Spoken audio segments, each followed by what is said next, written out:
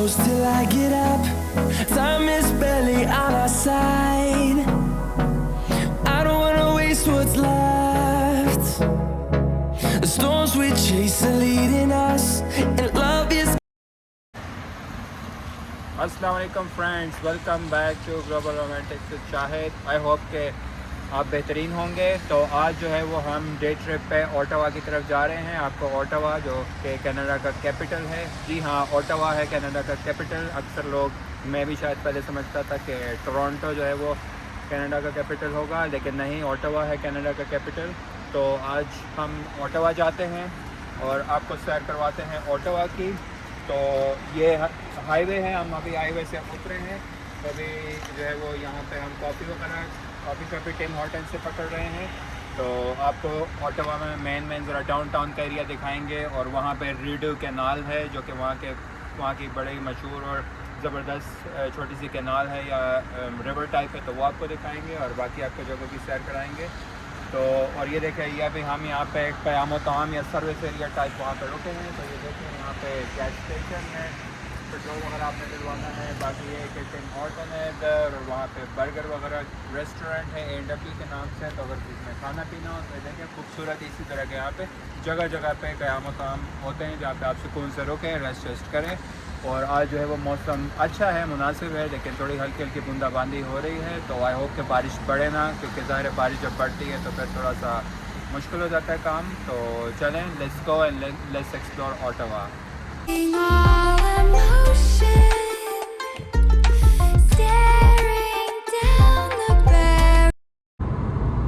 तो दोस्तों हम जा रहे हैं, बस तकरीबन 55 मिनट्स का रास्ता रह गया। टोटल जो है ये तकरीबन 2.25 घंटे का रास्ता था। आई थिंक 200 किलोमीटर है कोई मॉन्ट्रियल से ओटावा।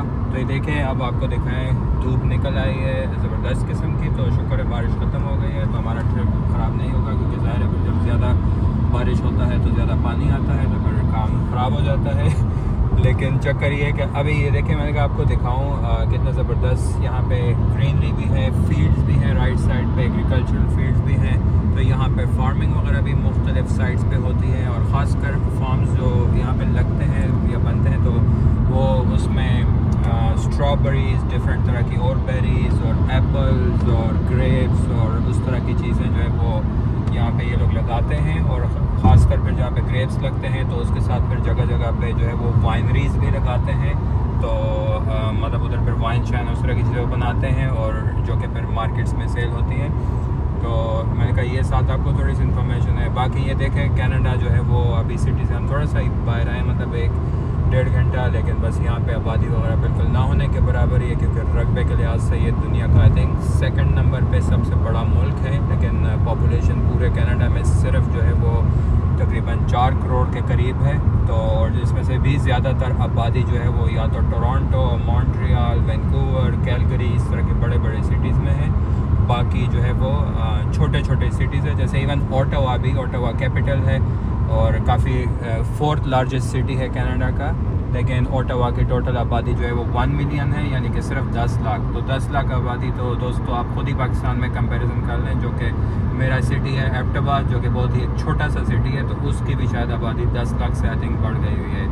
तो बाकी चलें, लेट्स गो, और आपको फिर ओटावा की मज़ीद सैर करवाते हैं। वहाँ पे आपको पार्लियामेंट हिल भी दिखाएंगे, जहाँ पे मेंबर ऑफ पार्लियामेंट्स वगैरह बैठते हैं और कानून साजी वगैरह होती है। तो लेट्स कीप गोइंग, और ये देखें बेहतरीन व्यूज़ हैं, साथ साथ एंजॉय करते हैं। और 45 मिनट्स में हम ओटावा डाउनटाउन पहुँचेंगे। वेलकम टू ओटावा फ्रेंड्स, हम ओटावा पहुँच आए हैं।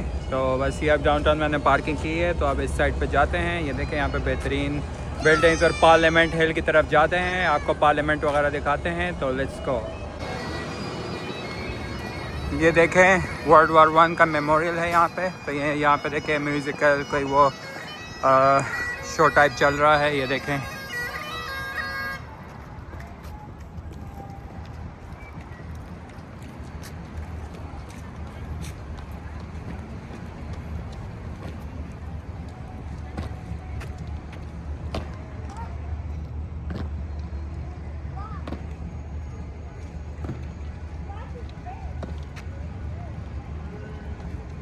ये ट्रिब्यूट पेश कर रहे हैं वर्ल्ड वॉर 1 की।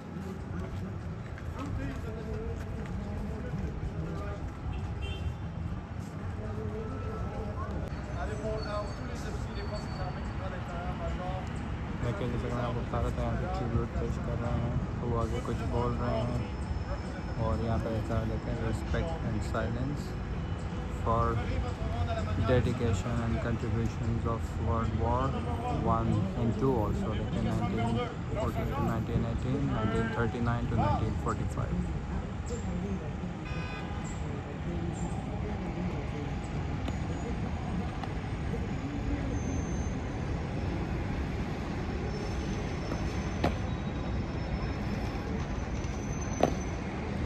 Au monument consacré au soldat inconnu, présenteur à l'épaule, by the center, word, mark.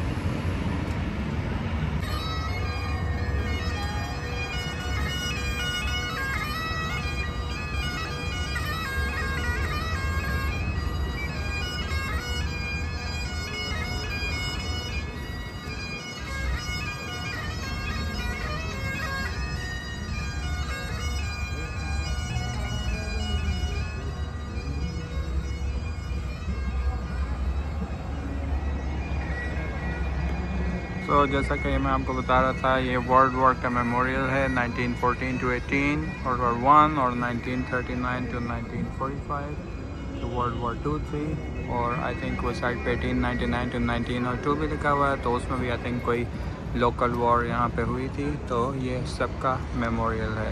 तो यहाँ पे ये इन्होंने इस वक्त ट्रिब्यूट वगैरह पेश किया, जो कि आई थिंक यहाँ पे हर कुछ घंटों के बाद होता है।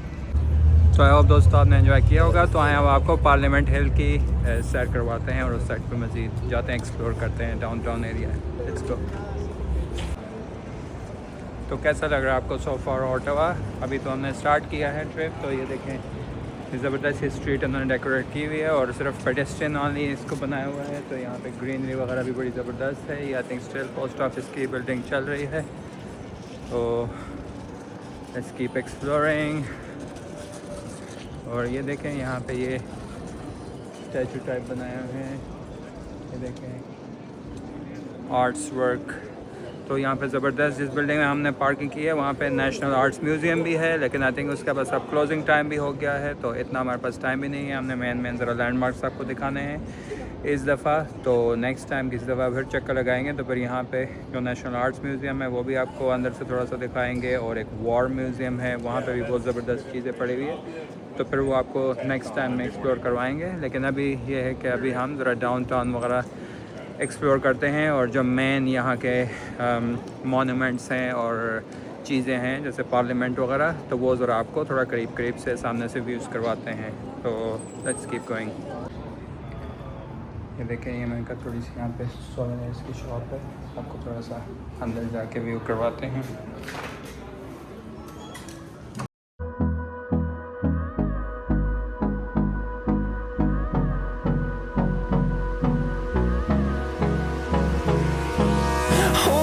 Close till I get up. Time is barely on our side. I don't wanna waste what's left. The storms we chase are leading us, and love is all we'll ever trust. Yeah, no, I don't wanna waste what's left. And on we'll go, through the wastelands, through the highways, till my shadow turns to sun rays. And on we'll go, through the wastelands, through the highways. And on we'll go.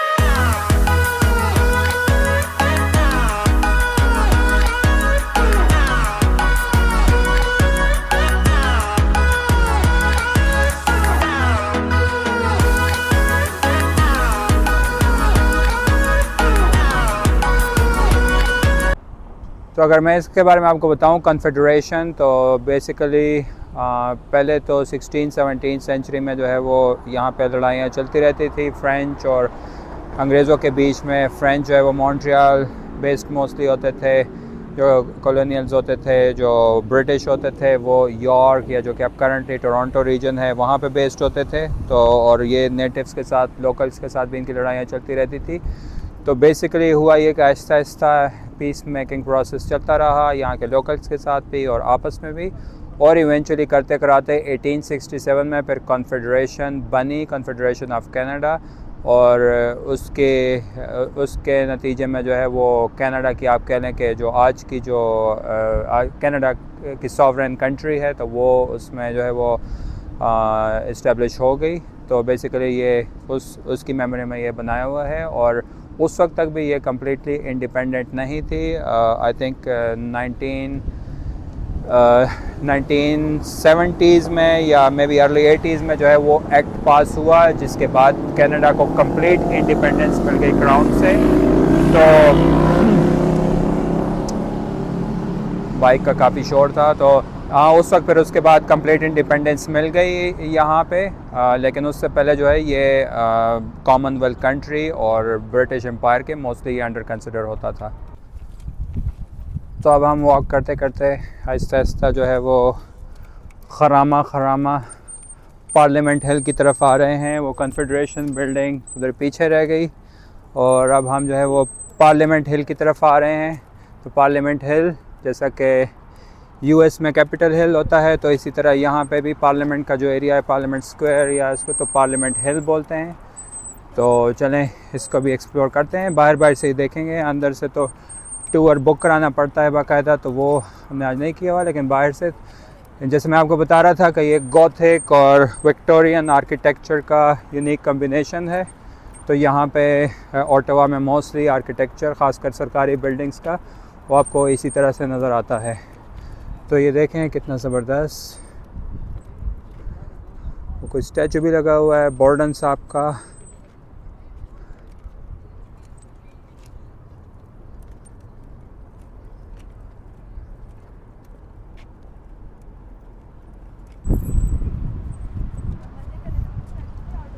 ये देखें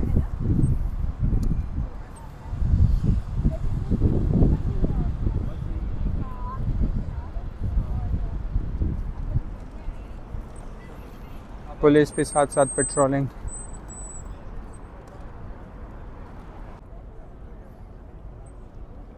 तो ये देखें क्या बात है, ज़बरदस्त। ये देखें बेहतरीन। तो ये देखें, ये है मेन पार्लियामेंट की बिल्डिंग दोस्तों, और ये इसके बीच में जो है इसको कहते हैं ये पार्लियामेंट और हाउस ऑफ कॉमन्स भी इसको बोलते हैं। तो यहाँ पे भी उसी तरह सिस्टम होता है कि हाउस ऑफ कॉमन्स होते हैं, सेनेट होती है। और ये मैं आपको बता रहा था कि बीच में जो है जिसके ऊपर कनाडा का फ्लैग लगा हुआ है, तो इसको बोलते हैं पीस टावर। तो इस टावर के अंदर जो ऊपर क्लॉक लगी हुई है वो शायद 1929 के 1930 में यूनाइटेड किंगडम ने कनाडा को गिफ्ट की थी। तो ये है पीस टावर और ये साथ पार्लियामेंट है। तो देखें यहाँ पे पुलिस जगह जगह पे खड़ी हुई है सिक्योरिटी वगैरह के लिए, क्योंकि डेफिनेटली सरकारी बिल्डिंग्स है सबसे इम्पोर्टेंट। यहाँ पे सारे प्राइम मिनिस्टर वगैरह उनके ऑफिसेज भी होते हैं, सारी प्रोसीडिंग्स चलती है, तो सिक्योरिटी वगैरह सही टाइट इन्होंने रखी हुई है। तो मैंने कहा दोस्त आपको थोड़ा सा बता दूँ, चूँकि यहाँ पे मैं आया हुआ हूँ पार्लियामेंट में, तो यहाँ पे मैं बताऊँ कि यहाँ पे जो है वो कानून साजी किस तरह होती है। तो उसमें चक्कर ये होता है कि बिल पहले एक बनता है जो कोई कमेटी वगैरह के सामने बनता है, वो उसको परयूज़ल करते हैं, सारा डिस्कस करते हैं, और फिर वो बिल जो है वो हाउस ऑफ कॉमन्स में जाता है जो कि मेन पार्लियामेंट की पार्लियामेंट्री बॉडी होती है। फिर हाउस ऑफ कॉमन्स में वो बिल अप्रूव होता है, पास होता है, तो उसके बाद फिर वो सेनेट जाता है डिस्कशन के लिए।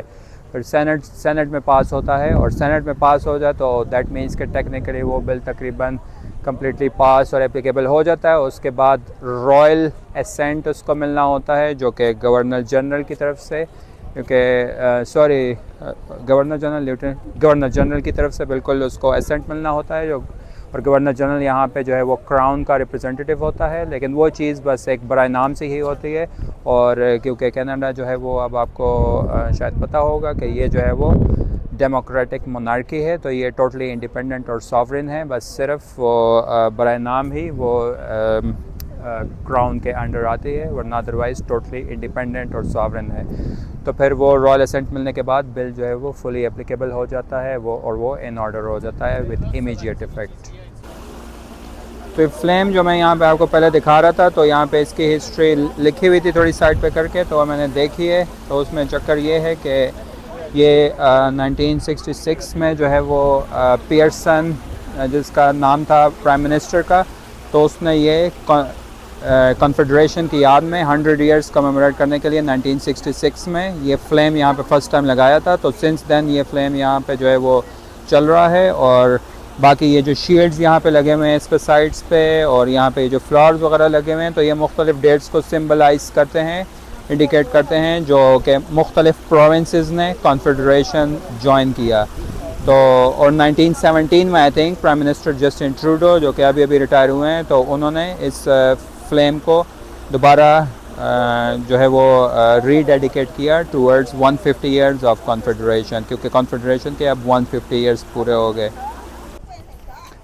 तो जो मैं आपको वो बता रहा था कि वो जो सिंबल्स वहाँ पे बने हुए हैं, मुख्तलिफ प्रोविंसेस ने जब कॉन्फेडरेशन ज्वाइन की, डिफरेंट डेट्स पे डिफरेंट प्रोविंसेस ने ज्वाइन की।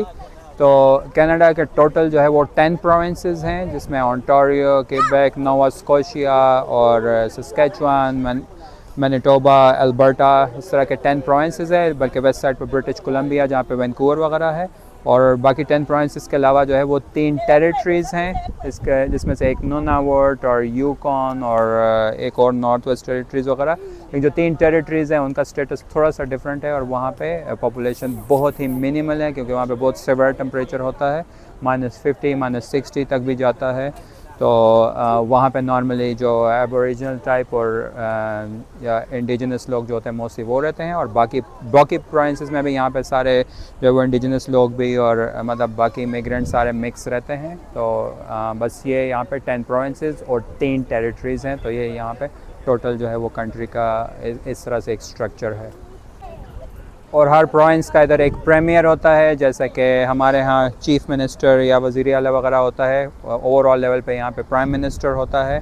तो गवर्नर जनरल क्राउन का रिप्रेजेंटेटिव होता है, जो कि पहले क्वीन का या अब जो है वो किंग चार्ल्स का रिप्रेजेंटेटिव। और बाकी हर प्रोविंस में जो है वो प्रीमियर होता है, जो कि एक वो चीफ़ मिनिस्टर टाइप की एक मतलब पोजीशन होती है। और उसके अलावा जो है वो वहाँ पे भी आई थिंक लेफ्टिनेंट जनरल्स भी होते हैं, जो कि हर प्रोविंस में भी क्राउन की रिप्रेजेंटेशन करते हैं। तो नॉर्मली जो गवर्नमेंट के इंस्टीट्यूशंस होते हैं यहाँ पे, तो मतलब एक फेडरल गवर्नमेंट के होते हैं, फिर फेडरल क्राउन कॉरपोरेशंस होते हैं। इसी तरह प्रोविंसेस में भी प्रोविंशियल गवर्नमेंट की एंटिटीज़ होती हैं और प्रोविंशियल क्राउन कॉरपोरेशंस भी होते हैं। तो ये अब हम वेस्ट ब्लॉक की तरफ आहिस्ता आहिस्ता आ गए हैं, और यहाँ पे ऊपर एक बड़ा ज़बरदस्त व्यू पॉइंट है, तो उधर जाते हैं। तो बस जैसा कि मैं आपको बता रहा था, ओटावा जो है वो तकरीबन आई थिंक 1857 में, हाँ शायद इसको जो है वो कैपिटल बनाया गया कनाडा की कॉन्फेडरेशन का। और उसके अलावा जो है इससे पहले आई थिंक मॉन्ट्रियल भी कुछ साल जो है वो कनाडा का कैपिटल के तौर पर रहा, लेकिन वो बस उस पर थोड़ा सा लोग ज़्यादा खुश नहीं थे। फिर वहाँ पे कोई बड़ा, उधर की जो पार्लियामेंट थी वहाँ पे एक बड़ा सा कोई फायर का इंसिडेंट हुआ था, तो उसके बाद जो है वो ओटावा को 1857 में फाइनली क्वीन विक्टोरिया ने कैपिटल बनाया था यहाँ का। ओए दोस्तों, हम ऊपर आ गए हैं। तो ये देखें यहाँ से नीचे का भी कितना ज़बरदस्त व्यू है। तो वहाँ ये देखें, ये मोन्यूमेंट देखते हैं यहाँ पे, देखें बड़ा ज़बरदस्त किस्म का बनाया हुआ है। तो इधर हम चेक करते हैं कि यहाँ इसकी क्या हिस्ट्री है। फिर से देख के तो लग रहा है कि यकीनन कोई क्वीन का ही कोई मोन्यूमेंट है, तो हम इसको चेक कर लेते हैं। तो दोस्तों ये हैं पियर्सन साहब, लेस्टर पियर्सन, जिनके नाम पे टोरंटो का एयरपोर्ट भी है, जो कि यहाँ का सबसे बड़ा एयरपोर्ट है। देखिए लिखा भी हुआ है पियर्सन, जो कि यहाँ से पार्लियामेंट हिल से बैठ के पूरे पार्लियामेंट का और ओटावा का तकरीबन व्यू कर रहे हैं। तो इनके बारे में अगर आपको बताएं तो ये आई थिंक लिबरल पार्टी के काफ़ी बड़े लीडर थे, और 60s में इस तरह से, और 1963 से 68 तक शायद जो है वो कनाडा के प्राइम मिनिस्टर भी थे, और उन्होंने ही वहाँ पे नीचे जो फ्लेम अभी आपको दिखाई थी उधर, तो वो फ्लेम इन्होंने लगाई थी 100 ईयर्स ऑफ कॉन्फेडरेशन सेलिब्रेट करने के लिए।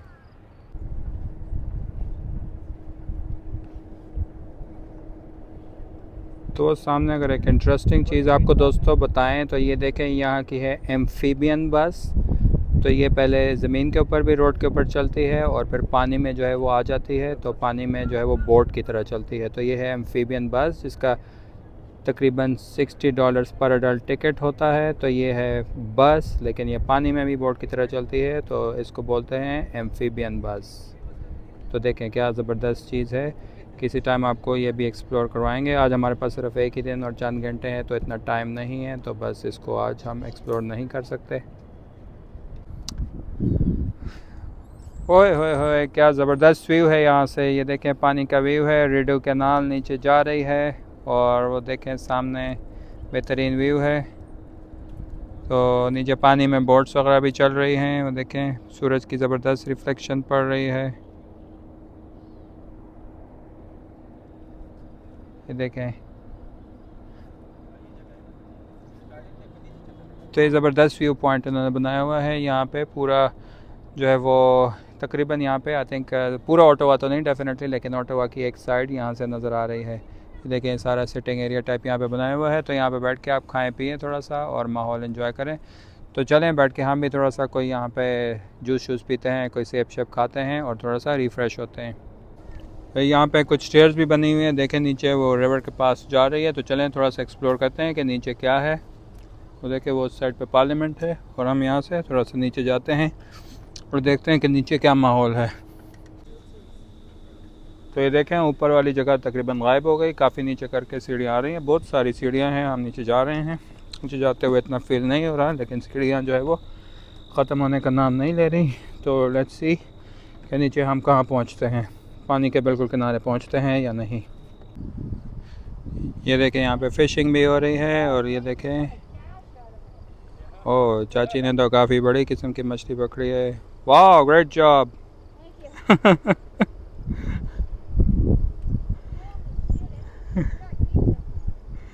तो देखें वो बोट्स वगैरह भी चल रही हैं, ये देखें। तो है ना फिर दोस्तों ज़बरदस्त व्यू यहाँ का। और ये इधर ऊपर से हम आए हैं सीढ़ियाँ, जो कि ये तो बिल्कुल दरख्त में गायब ही हो रही है, लेकिन वो ऊपर पार्लियामेंट नज़र आ रहा है और वो क्रेन्स वगैरह नज़र आ रही हैं। 177, 78, 79, 80, 81, 82, 83, 84, 85, 86, 71, 88. Let's keep going. 233, 34, 35, 36, 37, 38, 39, 40, 41, 42, 43, 44, 45, 46, 47.